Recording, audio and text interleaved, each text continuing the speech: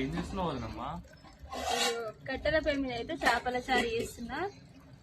చూసినావా కట్టెల పొయ్యి మీద ఎందుకు పెట్టినా అంటే మాదైతే ఉండి ఈరోజే గ్యాస్ అయిపోయింది. వర్షం కూడా పడుతుంది, చిన్న చిన్న చినుకులు. ఇగో చేపల పులుసు అయితే కట్టెల పొయ్యి మీద వేస్తున్నాం. అయినా మాకు కట్టెల పొయ్యి మీద వేస్తేనే ఇష్టం, బాగుంటుంది టేస్ట్ కూడా.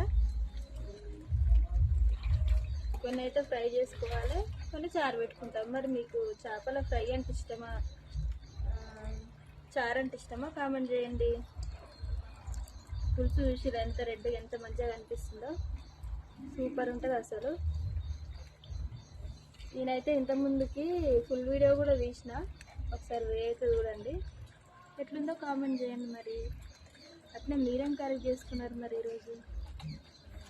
అదైతే కట్టెల పొయ్యి మీద చేపల పులుసు. ఓకేనా ఫ్రెండ్స్?